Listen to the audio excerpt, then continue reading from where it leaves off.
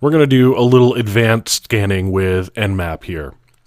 So what I want to do is I'm going to do something called an idle scan. And an idle scan makes use of actually IP.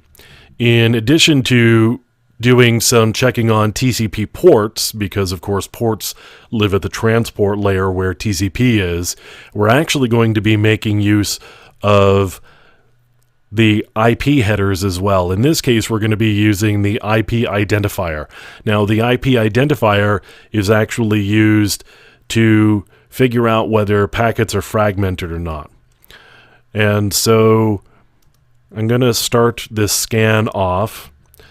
And what I want to do is actually want to save it in this case. And so I'm going to give this a file name, and I'm going to save it because we're going to load it up into Dratus just to have some record here.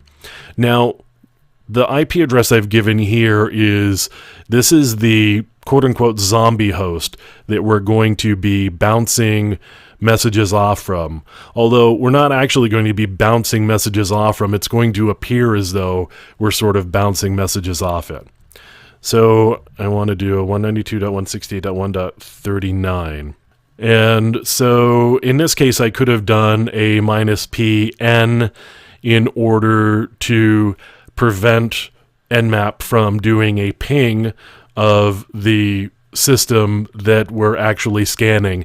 And Nmap does a ping traditionally to determine whether the system is up to see whether we actually need to scan it or not. Now, if I've pinged it, then that system knows about me. In this case, what I'm actually doing is I'm bouncing messages sort of through this system. And how I do that is Nmap actually sends messages to my target, which is the .39, with a spoofed IP address of the .1 here. And as a result, messages are going to go back to .1. So you may be wondering, if responses are going back to .1, how am I supposed to know whether the port is open or not? Well, the reason we know that the port is open is because we keep sending messages to .1 as well, and we'll check the IP identification header and determine how that identification number has been incremented. If it increments one way, then we know that the target didn't actually reply. If it increments another way, then we know that it got a different type of response. So based on how many numbers the IP ID flag or header field increments, we can make some determinations about how the target replied to it, because in between we keep checking the IP ID field and see how the field has actually changed based on the messages that we send and the messages that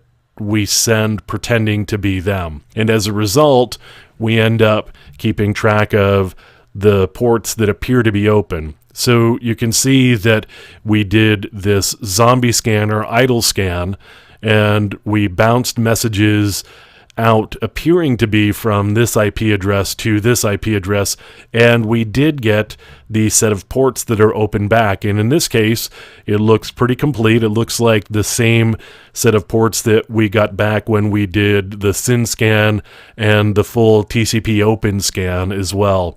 So you can see that if you pick the right host, then you can actually get some pretty accurate results.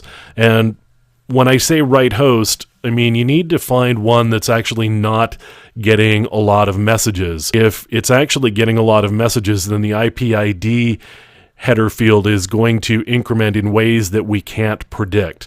So it's called a zombie scan because the host that we're bouncing through is just kind of not doing much of anything. So it's a bit of a zombie. So if you pick the right zombie host, then you can get pretty accurate results on your target using that zombie host to mask your identity. And that's really the point of doing this idle scan, is you want the target, the real target, not to know about you. And so you use this other host that can't be tracked back to you to be able to bounce these scans through.